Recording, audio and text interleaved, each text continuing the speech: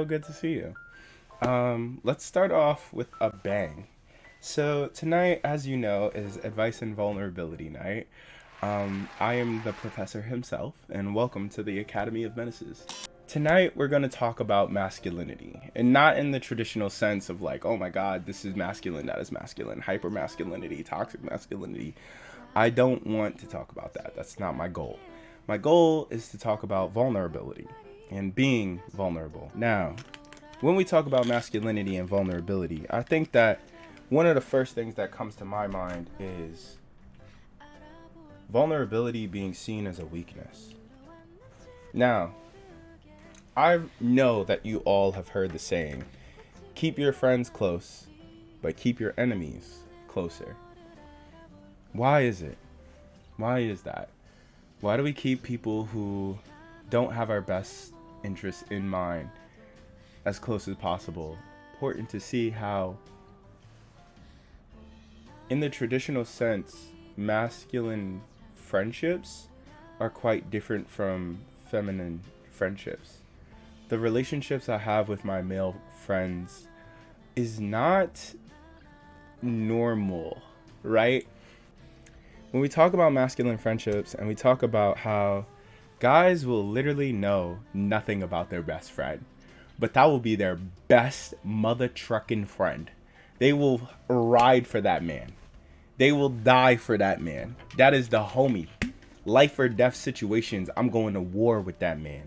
However, they won't know that man's favorite color. How many siblings that person has, right? Now, it's so funny when you think about that, because what do women or feminized relationships have? They speak about how much they know about the person, how much they communicate to that person, how much they are open and willing to talk to their best friends, right? And then we expect to go into heteronormative relationships, or go inside hetero like relationships with men, and you expect it to be the same type of communication. It's not. It's so interesting when you think about that and the differences between that and the relationships that men have with women. When we talk about vulnerability being seen as a weakness, I think that when it comes to not only men being vulnerable themselves, but also being seen as vulnerable, because vulnerability gives way to being seen as weak. And you watch how everyone's mentality becomes, especially men, these people are seen as being weak because of their ties to other people and the amount of care that they have for these other people, the amount of care that they show they have for these other people. It's really sad when you think about that, and you think about how the betrayal of a valued peer can be actually worse than that of an enemy. Because when I say keep my friends close and my enemies closer, I'm saying that you want to make sure that you're cool with your enemies so you can keep a close eye on them.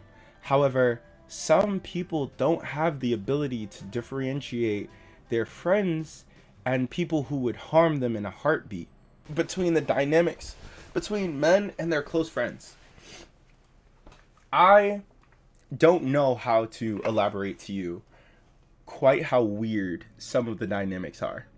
I've had friends where we don't talk at all. We genuinely do not talk about our feelings, about our emotions. We don't talk about how our day was. Ain't that wild? Ain't that wild to you? Just vibes. Literally just vibes. And you're sitting there and like, to you that sounds so bonkers, right? But the truth is that it does work.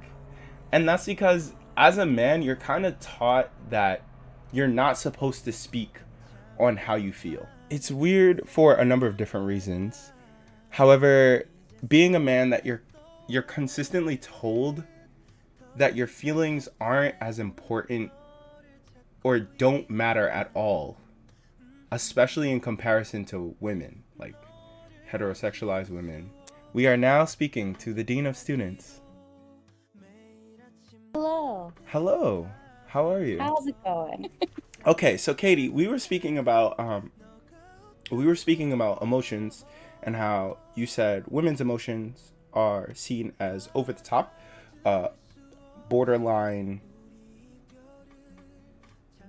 I don't know how you phrased it in the chat. I Do you said the mind? belittlement of women. The So, belittlement of women. yes, because women a lot of the time, and it's one of the reasons why, particularly in like political spheres, Yes. you still get the argument of like, well, we could never have a woman as a leader. She'll like blow everyone up within the first 30 Mm. seconds. They're so emotional. So you have this society inherently has a value judgment on what emotions mean and what they are. So you have this power dynamic between men who are in charge, Mm-hmm. and we talk all the time about like living within patriarchal society and living within a hierarchy of men over women, which like is inherently true in the vast majority of Western societies. Mm-hmm. But then you also have this, well, why are women inferior? And a lot of the time that is, well, women are, emotional, they react a lot. Mm-hmm. I see someone in there, the same reason women face medical discrimination. Yeah, they're overreacting, they're dramatic, they don't know how to control themselves, all these things. Mm-hmm.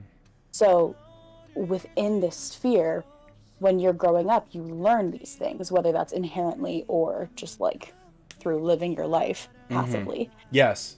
And for men or male presenting people, you are then lowering yourself in the eyes of society by willingly taking on female traits, like Mm. being emotional and expressing emotion. So it's not just about like, oh, emotions are hard and we're not taught how to do them.